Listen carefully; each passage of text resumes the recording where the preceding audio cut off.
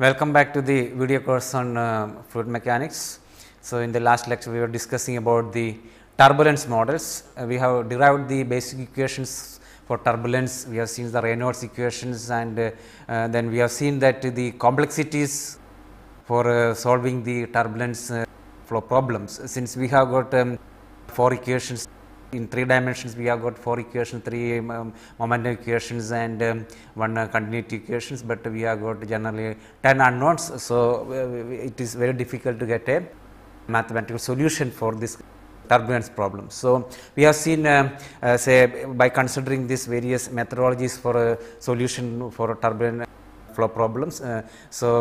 We have discussed about 5 models for the turbulent flow simulations. First one is zero equation models, which we have seen last time, and second one is the one equation model, and the third one is 2 equation models, and fourth one is stress equation models, and fifth one is larger D simulation models. So, now out of these 5 models which are generally used, which is available in literature. So, as the turbulence problems are very complex, it is always better to go for a complete solution or the either larger dissimulation or complete equation models, but even the solution of this is very complex. Large computational capacity is required, and then now recent times we have got number of computational fluid dynamics packages which can take care of these kinds of models. But to in this course, but to understand the fundamental theories or to the principles of turbulence, in this course we will be discussing one of the model, the first model, zero equation models. Since by it this equation, zero equation models are derived based upon some of the experimental observations and then some of the empirical theories. So, it is a mix of some of the experimental observations and some of the empirical equations. So, in this field, so in the zero equation models, 2 names are very important. They have developed this theory. There, one is Prandtl and another one is von Karman.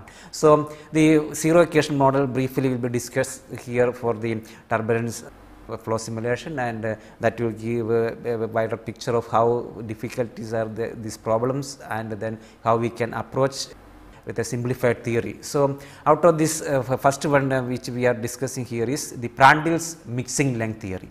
So, this Prandtl's mixing length theory is based on the concept of mixing length using the analogy of mean free path of kinetic theory of gases. So, kinetic theory of gases has been well developed in the beginning of 20th century, and then Prandtl's used this kinetic theory of gases to analyze the turbulent flow for simplified cases like a flow or a parallel plate and then flow through pipes. So, that some aspect of the turbulence or the theories behind turbulence can be understood. So, he started with the kinetic theory of gases. So, what he did is he defined a length called mixing length, which is the average distance perpendicular to flow a small fluid mass will travel before its momentum is changed by new environment. So, here this is explained in this figure. So, first one is the case of laminar flow, the velocity distribution profile is given, and second case is for turbulent flow. So, as per Prandtl, by using the kinetic theory of gases, what he found is, say, he defined a length called mixing length, and then this length is actually the average distance perpendicular to flow a small fluid mass. Say, if you consider lump of fluid or a small fluid mass, it will travel the average distance which travel perpendicular to flow before its momentum is changed from one environment to another environment or a new environment. So, this is clear from this figure. So, if you consider a small mass here, this 1, and then it is jumping to other location, say 2, so that the momentum is changed in this process. So, this length Prandtl defined as mixing length, and then he proposed the mixing length hypothesis, which is known as the one of the fundamental development in the area of turbulence. So, then he defined the shear stress due to turbulence as tau is equal to eta into del u by del y, where u is the velocity in x direction, and where eta is equal to a t by subscript t by y, where a t is the ratio of mixing coefficient. So, he also used this Boussinesq approximation, which is given by eta is equal to a t by y, where y is the vertical distance, a t is the ratio of mixing coefficient. So, by using this further, say as shown in this with respect to this figure, y is in this direction and x is in this direction, and velocity for the turbulence is plotted, and then he derived the shear stress as the tau is equal to minus rho u x dash u y dash bar. So, this is the definition of the shear stress, and by using the Boussinesq hypothesis, by considering a parallel flow, Prandtl showed that this u x bar can be written as a function of the u x y, and he considered u z d is equal to 0 and u z bar is equal to 0 and u y bar is equal to 0. So, what he considered here is, you can see it is a parallel flow. So, in the parallel flow case, say for example, if you consider plate like this, and then he considered parallel flow such that for this particular case the velocity variation, say if this is x direction and here this is y direction. So, that x variation is with respect to u x and y only, and other components like the z component and the y component are 0. So, this is how he defined a problem. If this is a parallel plate and then flow over a flat plate, and he considered the parallel flow such that u x is the velocity in x direction is a function of y, and u s and the velocity in z direction and y direction are 0. So, he considered such a problem, and then he tried to explain the turbulence happening with respect to this particular problem, and so that further the theory can be extended for other problems. So, for this parallel flow, say along x direction for which the longitudinal velocity is u x, this depends on lateral location of y only. So, as we have already seen here, this u x depends on only y. So, that the flow is other components are 0. So, this is the parallel flow which Prandtl considered to explain the turbulence.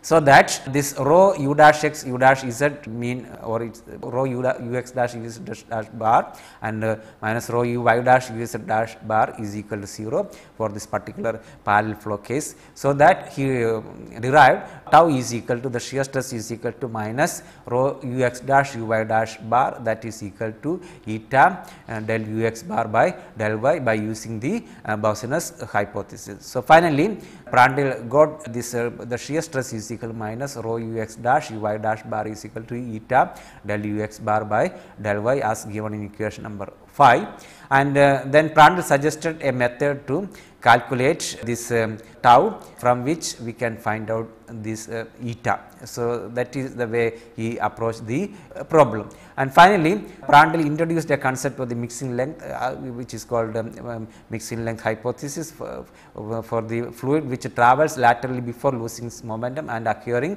a new momentum in the new layer. So, by Prandtl's hypothesis, the mixture or mixing length, the absolute value of the fluctuating component of velocity along x axis is given by u x dash bar is equal to L into the mixing length multiplied by the derivative of u x by the derivative of u x with respect to y, or mixing length multiplied by dx bar by dy. So, this L is equal to Lm, that is the transverse distance where the lump of fluid mass is jumping or traveling, that distance is called the mixing length or the mixer length.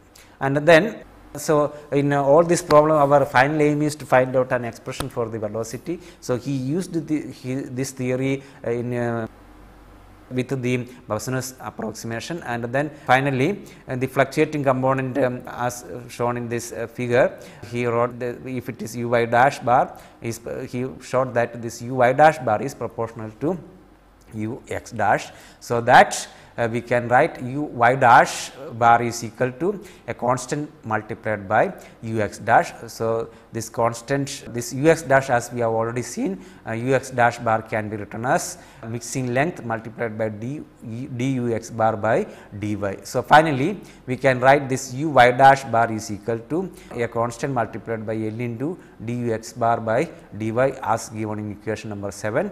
And for the particular case of the parallel flow, as we have explained here, for this particular case, Prandtl finally showed that this u x dash u z dash bar is equal to u y dash u z dash bar is equal to 0, and such that the apparent shear stress tau is equal to minus rho u s dash u y dash bar is equal to eta into del u x bar by del y.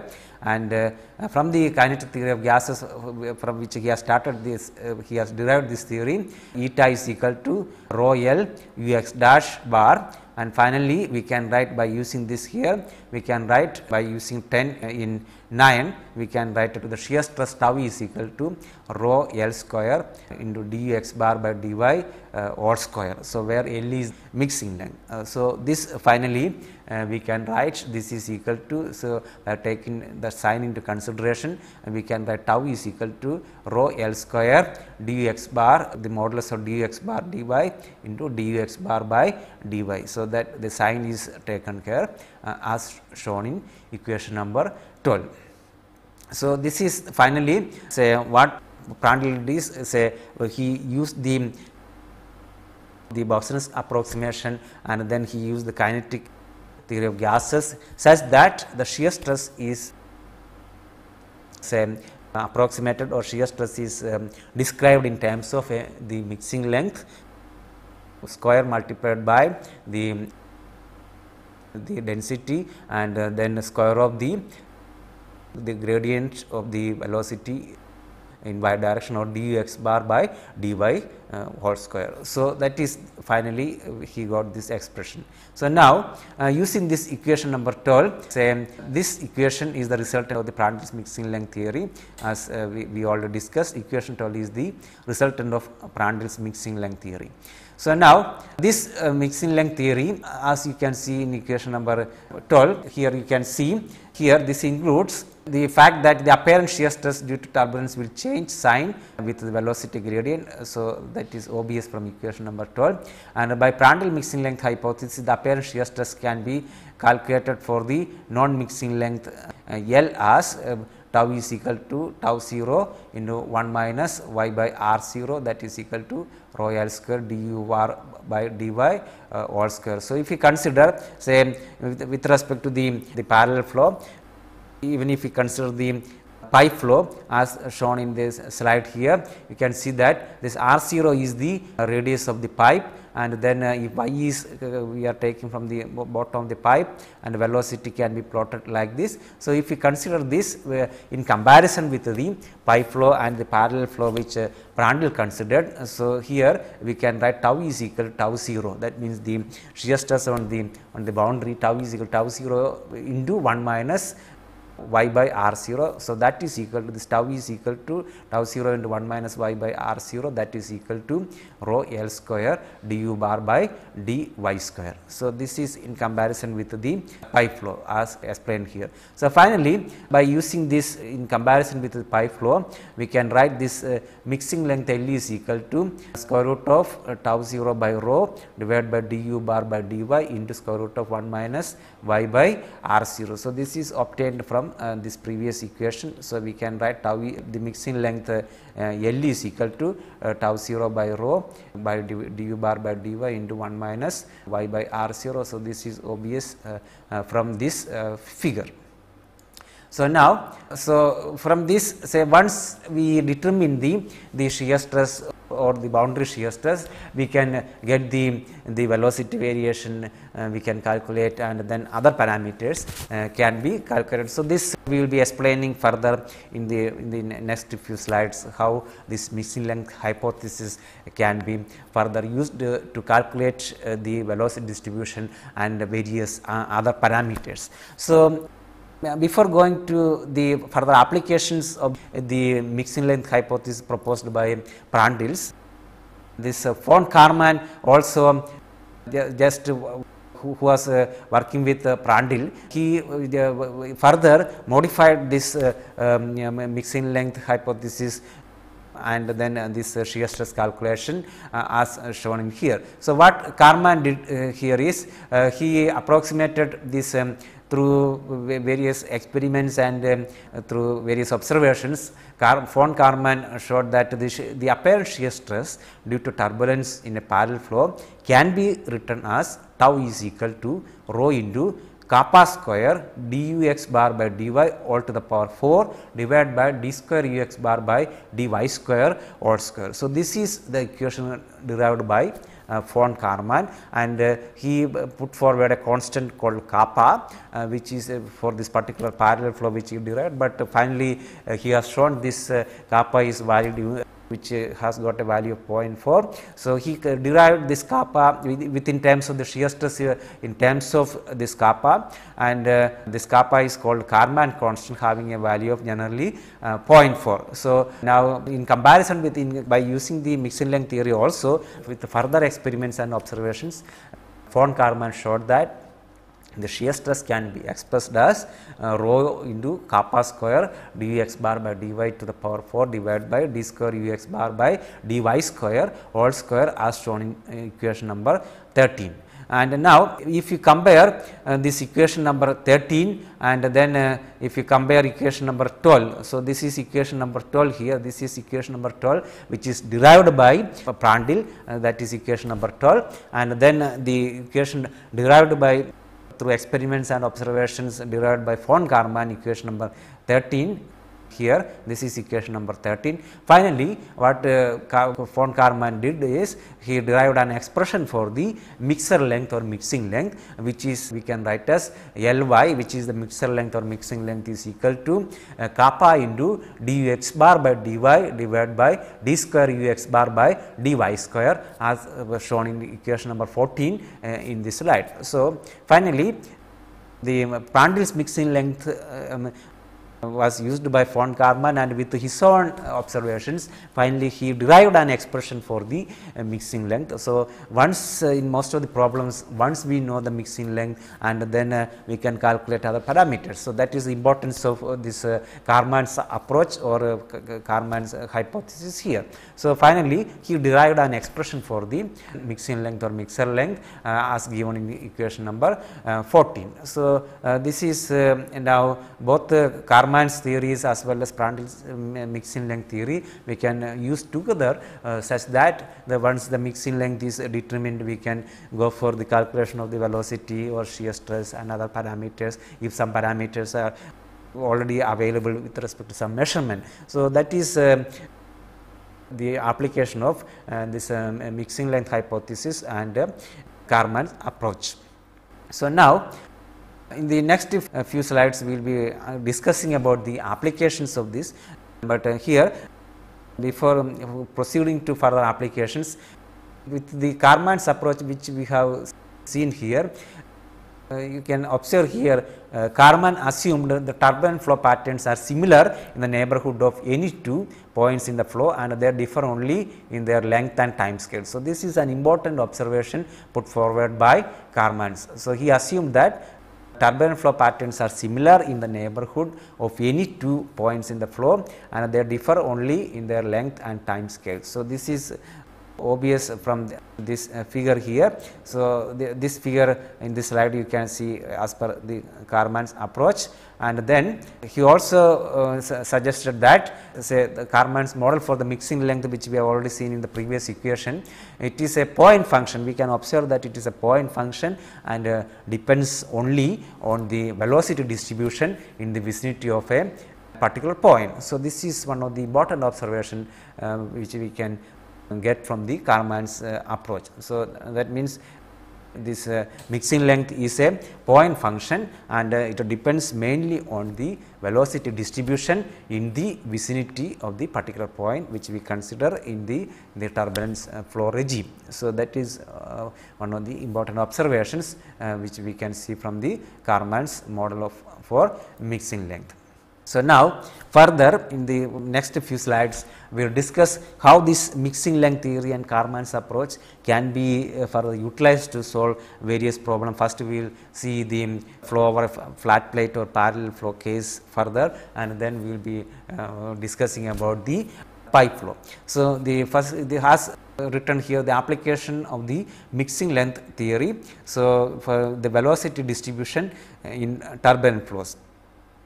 As mentioned, our main purpose here is to find out the velocity distribution in the turbulence flow regime. So, as we have seen earlier in some of the cases for turbulence flow, the total shear stress, we can see that in most of the cases even the turbulence is generated, especially when we consider the flow over a flat plate. There is even though most of the flow regime is turbulence, but there can be a small layer called a laminar sublayer. So, when we consider the shear stress at any particular level, then we have to consider we can split the shear stress into the shear stress due to the turbulence and the shear stress due to the effect of the laminar nature or laminar sublayer. So, the total shear stress can be written as tau is equal to tau turbulence plus tau laminar, as in here in this equation number 1 further. So, tau laminar is the shear stress due to the dynamic viscosity of the fluid, as you can see as the flow takes place, and here the tau turbulent is the additional apparent shear stress due to turbulence. So, the total shear stress is the effect of the shear stress due to dynamic viscosity of the fluid, and then the additional apparent shear stress due to the turbulence. So, now this tau laminar, as we have seen, we can use the Newton's law of viscosity and write tau laminar is equal to mu into du x bar by dy as written in equation number 2, and tau turbulence, as we have seen the mixing length theory, we can write tau turbulent is equal to rho L square into du x bar by dy, its modulus into du x bar by dy as shown in equation number 3. So, the total shear stress is the effect of this equation number 3 and equation number 2, tau laminar and tau turbulent. So, once we know the magnitude of the total shear stress and the mixing length. So, as I mentioned here, we are trying to use the mixing length which we have discussed already. So, by knowing the magnitude of the total shear stress and the mixing length, it is possible to solve this equation number 1, that means the shear stress. So, it is possible to solve equation number 1 for ux, that means our aim is to find out the velocity for ux and thus get a relation for the velocity distribution in the turbulent flow. So, this way we are proceeding to solve the turbulent flow. So, if we know the magnitude of the total shear stress and then the mixing length, so what we can do is we can solve for the velocity ux, and then we can get a relation for the velocity distribution in the turbulent flow. So, as we have already seen in the Prandtl's mixing length hypothesis. So, Prandtl assumed that the mixing length L is linearly proportional to the distance y from the boundary with a factor say called kappa to be determined from experiment. So, finally, he put forward by using this linear theory, linear proportionality, by putting L is equal to kappa into y, where kappa is the Karman's constant which we have already seen. So, the mixture length L is equal to kappa into y as in equation number 4. So, as we have Karman in the Karman's approach which we have already seen earlier and shown by Karman. So, von Karman, L is equal to mixture length is also equal to kappa into du x bar by dy divided by d square ux bar divided by dy square as shown in this equation number 5. So, by using this, so for flow along a solid boundary, so as you can see in this slide, so when we consider the flow along a solid boundary, you can see that there are three regions. One is the laminar sublayer, as I mentioned initially, there is a small sublayer which is called a laminar sublayer, and then we will be having a transition, and then we will be having a turbulent flow. So, we can see that in the laminar sublayer, where the viscous shear predominates, so that we can see that the velocity is proportional to this distance by there is somewhat a linear variation. So, this is this area where it is laminar flow, say due to or the laminar sublayer, and then there is a transition zone from laminar to turbulent, and in the turbulent flow you can see that this transition zone is called buffer zone, where viscous stress and Reynolds stress are same. So, this is the transition or buffer zone, and then the turbulent zone you can see that the Reynolds stress are much larger, and then here you can see that the velocity is proportional to the natural logarithm of the distance y as shown here. So, these are the variations say with respect to the laminar sublayer, the buffer zone or the turbulence. So, this we can show experimentally also. So, now if you use so when we discuss the velocity variation within the turbulent flow, we have to consider this zone separately, the laminar sublayer or the turbulent zone separately, and then for the laminar sublayer, the region near the boundary, we can write by using the Newton's law of viscosity, we can write tau is equal to mu into dux bar by dy, and away from the boundary we can use the as far as shear stress is concerned, we can use the Prandtl's hypothesis in combination with the Karman's approach given by tau is equal to rho L square dux bar by dy into dx bar by dy as shown in equation number 7. And then transition zone is concerned, it is what is happening is the transition takes place from laminar to turbulent, it is known as buffer zone. So, two velocity distribution near boundary governed by equation 6 and equation away from the boundary governed by equation number 7. So, this is a combination in the buffer zone, it is a combination between equation number 6 and equation number 7, since transition takes place from the laminar sublayer to the turbulent region.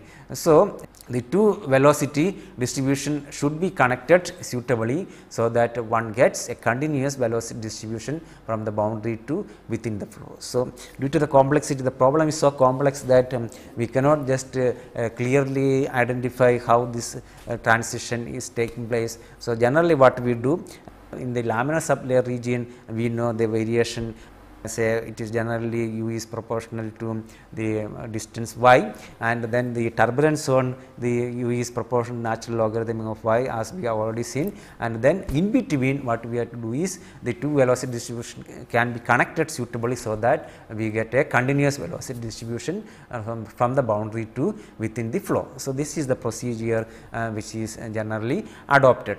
And now, the shear velocity we can define as u star is equal to square root of tau turbulent by rho. So, this we have already discussed earlier. So, we can define a term called shear velocity, which is equal to square root of tau turbulent divided by rho, or this is a shear stress term divided by rho is square root, equation number 8. This is also the shear velocity, also called as friction velocity sometimes. So, this is actually the characteristics of turbulent fluctuating motion. So, the shear velocity or the friction velocity, it is actually the characteristics of the turbulent fluctuating motion. So, we can define as u star is equal to square root of tau turbulent divided by rho, and then the shear velocity on the boundary, we can say y is equal to 0. So, that we can write u star O is equal to square root of tau 0 by rho as given in equation number 9, where tau 0 is the shear stress at the wall or boundary. So, here we introduce the term shear velocity or friction velocity, actually it is a characteristics of the turbulent fluctuating motion. So, this way these various parameters are now defined, and then if you know either the mixing length or say the shear stress or some of the parameters, then we can determine the velocity. So, it is just like now the zero equation model or the Prandtl's mixing length is directly not giving a complete solution, but it is we can use it in combination with some of the measured values or with some of the other observations. So, that is generally this theory. So, now we have already discussed the Prandtl's mixing length hypothesis. So, what are the advantages, what are the disadvantages? So, in the next two slides we are discussing what are the advantages. So, this Prandtl's hypothesis has been put forward at the beginning of the 20th century. So, you can see that at that time the turbulence phenomena, what is happening in turbulence or how the velocity variation, all these things were totally unknown. The understanding of this turbulence flow was very little for the scientists and engineers. So, at that time when Prandtl proposed this theory, it was actually one of the important observation as far as this turbulent flow, which has put forward or which has boosted the development of various flying mechanisms like development of aeroplanes and other kinds of machines. So, that is one of the important theory in as far as turbulent flow is concerned. So, some of the advantage of this mixing length hypothesis, here you can see and the merits say this theory is simple and can be used with some degree of accuracy. So, you can see that we can easily explain, we can easily understand this mixing length hypothesis. It is not so complex like as we have seen the Reynolds equations or the complete turbulence theory is concerned. Mixing length theory is much simple, and even though it is not totally correct, completely accurate, the accuracy is less, but still we can use this mixing length hypothesis with some degree of accuracy, so that many of the problems can be solved, or we can easily understand how the system is working to certain degree of accuracy. So, if appropriate the choice of mixing length L is made, we can get a good solution. So, this depends upon how effectively we can get the we can calculate the mixing length, or we can find out the mixing length. So, as we have already seen, once we have derived a term for the shear stress in terms of mixing length and the velocity gradient. So, if the mixing length can be correctly obtained through various means, then we can calculate other parameters accurately. So, this depends upon the mixing length. So, one of the important advantage is that this the theory is simple and can be easily used with some degree of accuracy for various turbulent flow problems. And then if delta is the thickness of turbulence region in y direction, then some appropriate value for mixing length is available in literature through various measurement. So, for example, if L by delta is equal to 0.07 for plain mixing layer, L is equal to 0.09 for plain jet in stagnant environment, like that. Say if delta is the thickness of the turbulence region in y direction, then we can say from various observation we can write the mixing length divided by delta.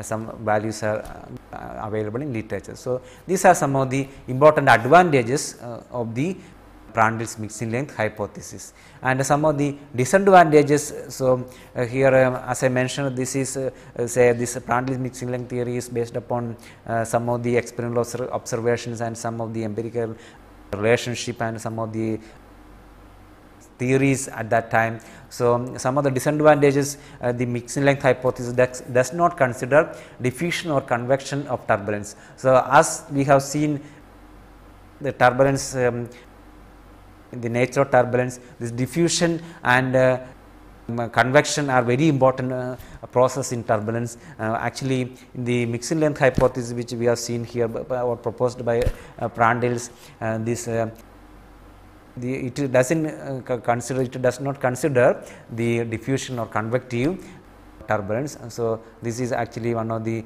major disadvantage of demerit of the mixing length hypothesis. And also mixing length hypothesis states that effective viscosity does not exist where velocity gradient is 0. So, this is also one of the disadvantage. So, as written here in this slide, even though mixing length hypothesis is widely used even now. So, say as due to the limitations of this mixing length hypothesis, say let say some sophisticated analysis will be taken over the mixing length hypothesis. So, nowadays say with very complex CFD computational fluid dynamics packages are available to critically analyze most of the problems. So, generally this mixing length hypothesis or this is used for preliminary analysis for various problems, but otherwise since we have got very good computational software or computer fluid dynamics packages where this all these various equations, momentum equations or Reynolds equations are taken care, so we can get a better solution. So, but still we use this mixing length hypothesis for preliminary analysis and then understanding of the turbines process. So, these are the some of the advantages and disadvantages of the mixing length hypothesis put forward by Prandtl. So, now in the next few slides, and we will be trying to use this Prandtl's hypothesis as well as various other theories to derive some equations for the variation of the velocities by considering first flow over a flat plate or a parallel flow, and then we will be considering the turbine flow through pipe. So, first case is velocity distribution for a parallel flow within smooth boundaries. So, as we have seen in the region away from the wall, we can write by using the Prandtl's hypothesis, we can write tau is equal to tau turbulent is equal to rho L square dx bar by dy all square, equation number 10, and then by using Karman's approach, mixing length is equal to kappa into y. So, if you put forward this here, so that we can write tau is equal to rho kappa square y square du x bar by dy all square as shown in equation number 11. So, here we are considering the parallel flow with smooth boundaries. So, Prandtl introduced one additional relation for shear stress in that it remains constant. So, that is tau is equal to tau 0. So, that we can write say this equation number 11 here, we can write here 11 can be written as equation number 12, tau 0 is equal to rho kappa square y square dx bar by dy all square as in equation number 12.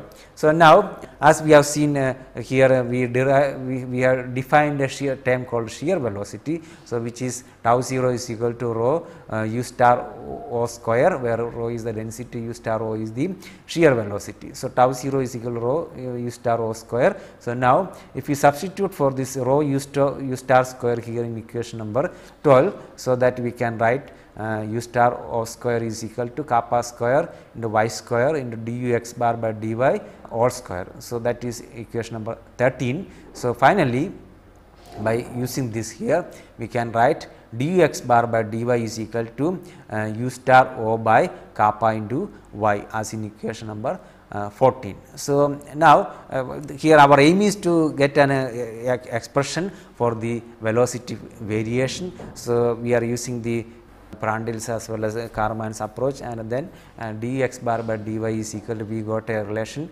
the variation of the velocity with respect to y as dx bar by dy is equal to u star o by kappa y as in equation number 14. So, now we can solve this equation number 14 to get a solution for the velocity. So, as I mentioned, our aim is to get an expression for the velocity.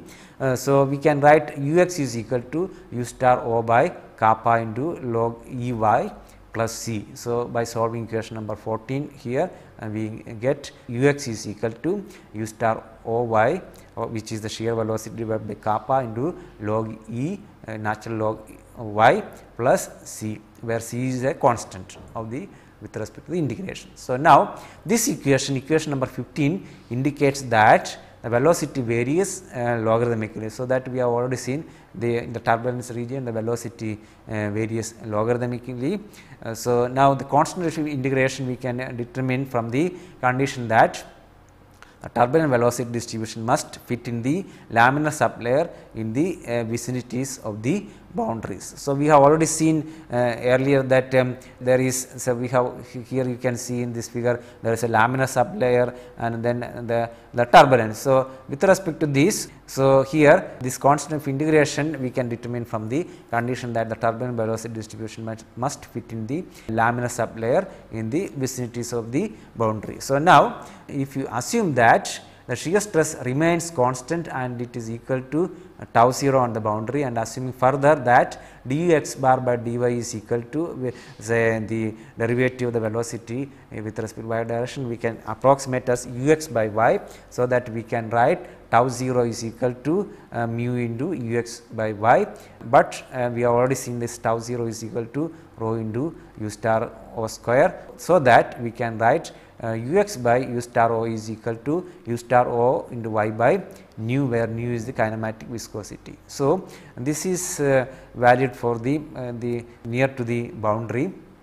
So, equation number 16, ux by u star o is equal to u star o into y by nu. So, hence we can write equation number 16 gives the velocity distribution in the vicinity of the boundary. So, that this is linear. So, that is we can say it is on the laminar sublayer. So, in equation number 15 velocity is not 0 at y is equal to 0, if not this c is equal to 0. So, here equation number 15 is here. So, you can see that in equation number 15 this velocity is not 0 at y, is actually the velocity should be 0 due to no-slip condition y is equal to 0. So, this is possible only unless c is equal to 0. You can see equation number 15 here, and then you can see that velocity is not 0 at y is equal to unless c is equal to 0.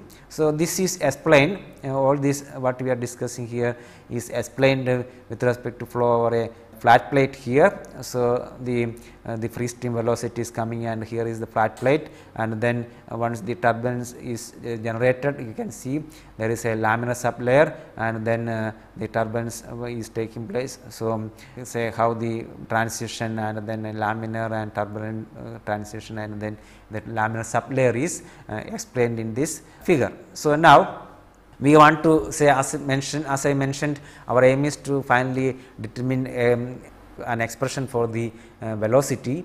So, the constant of integration c is determined from the condition that the turbulent velocity distribution must join the laminar velocity distribution in the immediate vicinity of the boundary, where laminar and turbulent shear stresses are of the same order of magnitude. So, here you can see this is the laminar sublayer and then turbulence. So, to determine this c, the velocity distribution must join the laminar velocity distribution in the immediate vicinity of the boundary, where laminar and turbulent shear stress are of the same order of magnitude. So, that we can write this y is equal to, we can put y is equal to y dash, where ux is say a small value, or ux is tending to 0 in equation number 15 here, here is 15. So, then we can write c is equal to, the constant c is equal to minus u star o by kappa log e y dash as in equation number 17. So, here now equation, so now by using this c, we can write equation number 15 as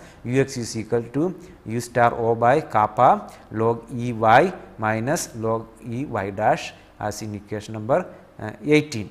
So, now from equation number 16 one can write that such a velocity distribution exists up to a distance delta dash, that is proportional to nu by u star o, and this delta dash may be taken as representing the thickness of the laminar sublayer. So, this is the laminar sublayer. You can see that a small sublayer called a laminar sublayer. So, that is actually may be taken as representing the thickness of the laminar sublayer. So, the distance y dash and delta dash may be expected to be independent. So, that y dash is tending to delta dash. So, that is also approximately equal to nu by u star o as in equation number 19, and y dash we can represent as a constant multiplied beta into nu by u star. So, as in equation number 20. So, where beta is a numerical constant. So, if we substitute this here in equation number 18, our previous equation number 18, we can write the velocity variation ux is equal to u star o by kappa into log e y minus log e beta into nu by u star o. So, now from this, by simplifying, we can write we can get an expression ux is equal to u star o by kappa into log e u star o into y by nu minus log e beta. So, that is equation number 21. So, as we can see, this u star o into y by nu is a Reynolds number based on the friction velocity or the shear velocity u star at a distance y. So, this term is actually Reynolds number based on the friction velocity. So, for smooth boundaries at high Reynolds number, you can see that this is already in this region ux is equal to u star o by is equal to u star o into y by nu as given in equation number 16 for laminar sublayer earlier. So, that finally, for the turbulent region we can write ux by u star o is equal to 1 by kappa log e natural log e or u star o into y by nu minus log e beta as explained in equation number 23.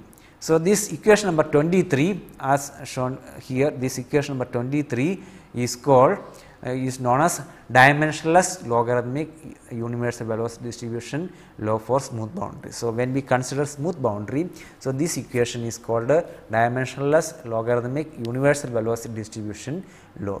So, these constants kappa and beta are empirical, we can determine through experiments already. Say we can see kappa is almost equal to 0.4, which is a universal constant, kappa is equal to 0.4, and beta also we can determine. Beta depends on the roughness at the boundaries of the for the particular case we consider.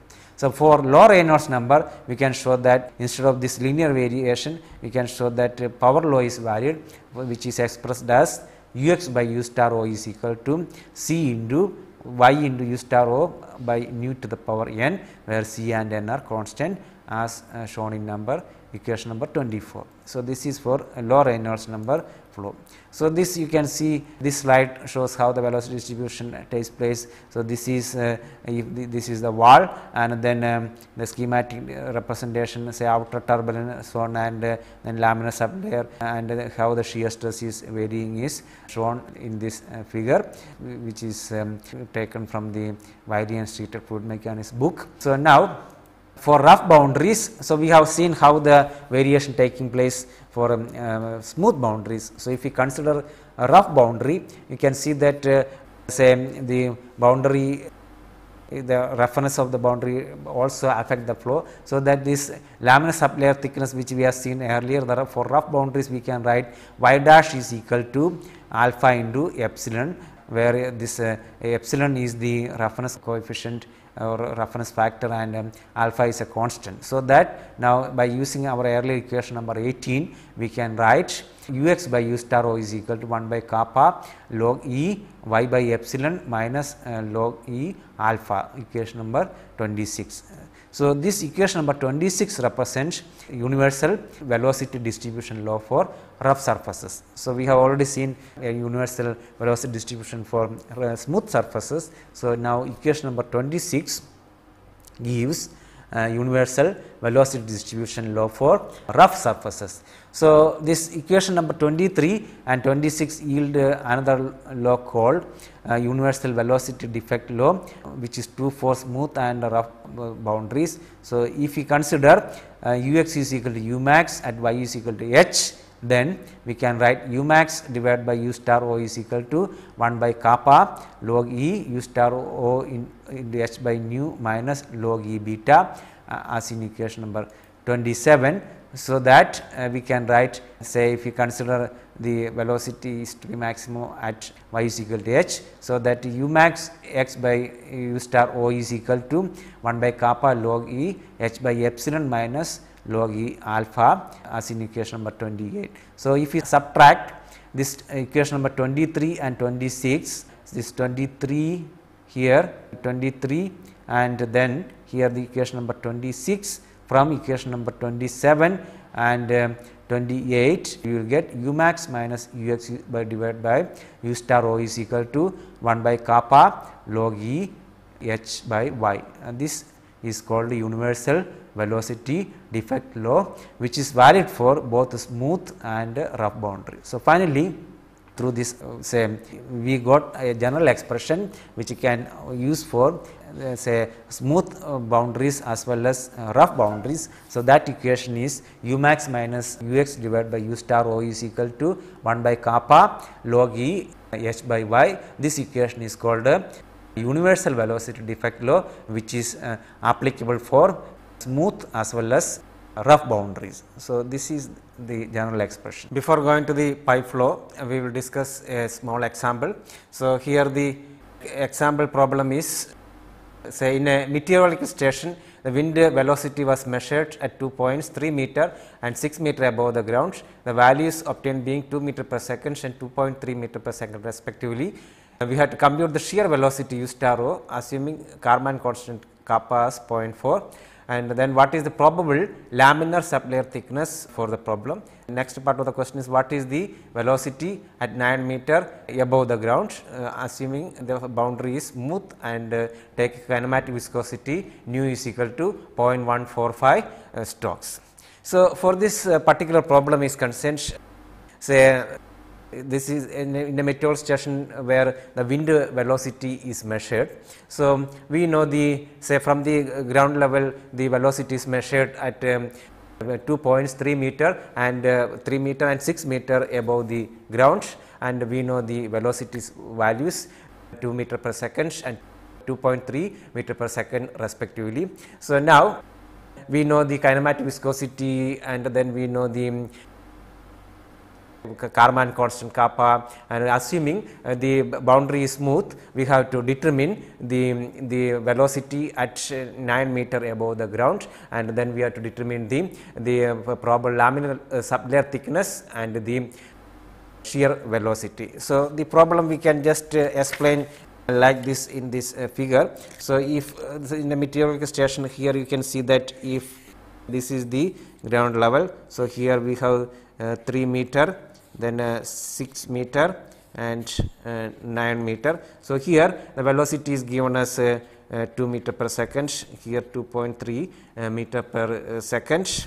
So, we have to determine the velocity at this 9 meter location. So, to solve this problem, we will say use this equation. So, the velocity distribution for smooth boundary, we have given seen the equation U x is equal to U star O by kappa into log E y minus log y dash, equation number 1 in this slide. So, now we will take the ground level as origin. So, here at y is equal to 3 meter, it is given U x is equal to 2 meter per second, at y is equal to 6 meter, U x is equal to 2.3 meter per second. So, we will substitute these values to this equation number 1. So, 2 is equal to U star O divided by k into log E 3 minus log E y dash, and 2.3 is equal to U star O by k log E 6 minus log E y dash, equation 2 and 3.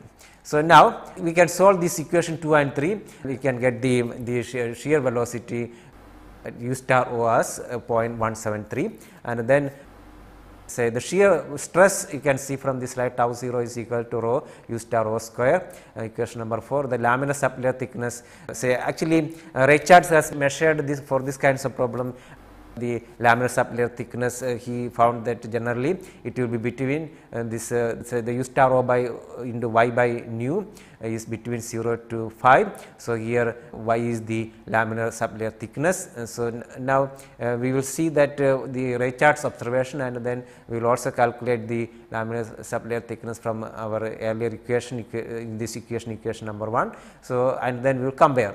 So, now let us take y is equal to, let us just the thickness of laminar sublayer thickness in the Richards observation here. So, that delta star is equal to phi nu by U star O. So, by solving this expression, we will get the delta star as 4.19 into 10 to the power minus 4 meter. So, now we can from the equation 2 here, this equation 2, since U star we have already found kappa is known.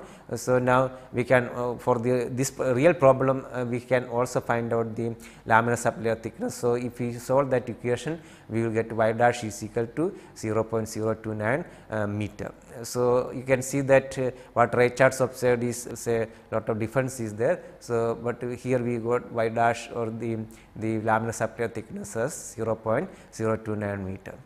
So, now to calculate the velocity, since now the constants, the unknown parameters here U star O is already determined. So, we can find out the velocity at 9 meter. So, we will use this equation here, the earlier equation here, equation number 1. So, from that if you substitute, you will get Ux is equal to 0.173 by 0.4 into log E 9 minus log E 0.029. So, that you will get the velocity as 2.48 meter per second. So, this is a small example. So, similar way different kinds of problem, especially for turbulent flow or related to flat plate or similar kinds of problem can be solved. So, next we will be discussing the turbulent flow through pipes, initially through some say smooth pipe and then rough pipes.